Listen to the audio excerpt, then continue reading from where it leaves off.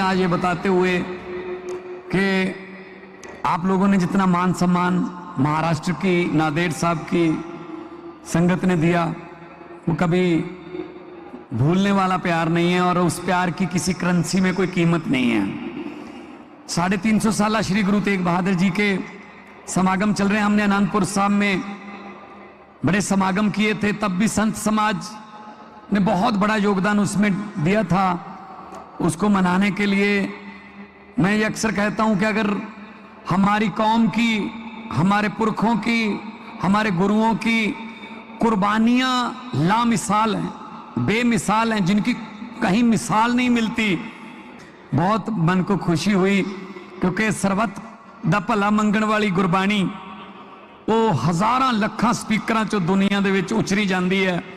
असीं दुनिया दा भला मंगण वाले लोक हां, असीं देश कौम ਲਈ कुर्बानियां करने वाले लोग हाँ। आज भी अगर पंजाब बॉर्डर स्टेट है, अगर दुश्मन की तरफ से गोली आती है सबसे पहले पंजाबियों का सीना उसके सामने होता है। आज भी चाहे वो कारगिल की पहाड़ियां हों, चाहे वो जैसलमेर के टीले हों, रेत के बीकानेर के टीले हों, गंगानगर के, पंजाबी जहां भी जाएगा अपने देश के लिए मरने मिटने को तैयार रहेगा।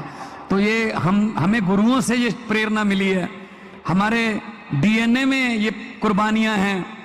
आप जवान साहब, पूरी दुनिया में अगर कोई आफत आ जाए, कहीं तुर्की में भूकंप आ गया, नेपाल में कोई कुदरत की आफत आ गई, श्रीलंका में बाढ़ आ गई, वहां रेड क्रॉस जो है वो लोगों की सहायता करने के लिए पहुंचे ना पहुंचे या बाद में पहुंचे, लेकिन लंगर पहले शुरू हो जाता है पंजाबियों का जी, सबसे पहले। शास्त्री बहुत मन को खुशी हुई क्योंकि सरबत दा भला मंगण वाली गुरबाणी वो हज़ारां लखां स्पीकरां चों दुनिया दे विच उचरी जांदी है। असीं दुनिया दा भला मंगण वाले लोक हां, असीं देश कौम ਲਈ कुर्बानियां करने वाले लोक हां।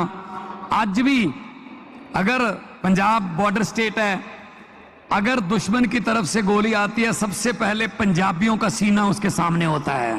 आज भी चाहे वो कारगिल की पहाड़ियां हों, चाहे वो जैसलमेर के टीले हों, रेत के बीकानेर के टीले हों, गंगानगर के, पंजाबी जहां भी जाएगा अपने देश के लिए मरने मिटने को तैयार रहेगा। तो ये हमें गुरुओं से ये प्रेरणा मिली है, हमारे डीएनए में ये कुर्बानियां हैं।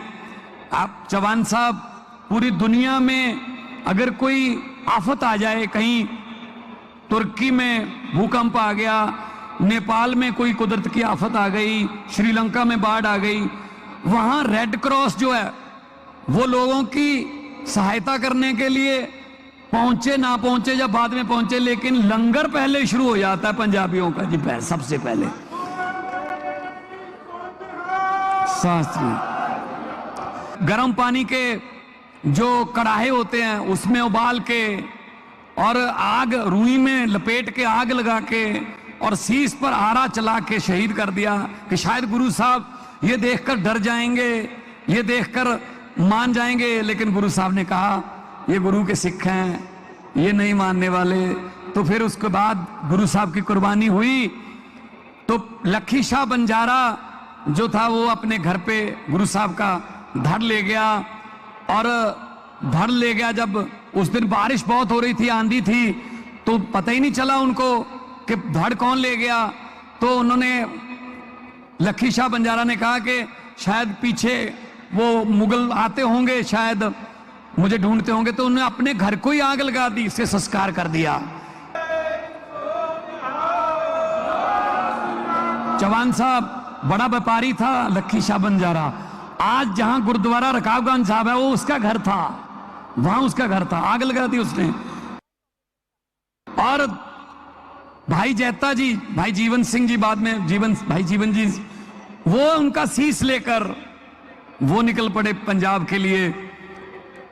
दुनिया में ऐसी मिसाल नहीं मिलती कि किसी कुर्बानी का दो जगह संस्कार हुआ हो, अंतिम संस्कार, धड़ कहीं और शीश कहीं और। कुर्बानी का दुनिया में आपको ऐसी मिसाल नहीं मिलेगी।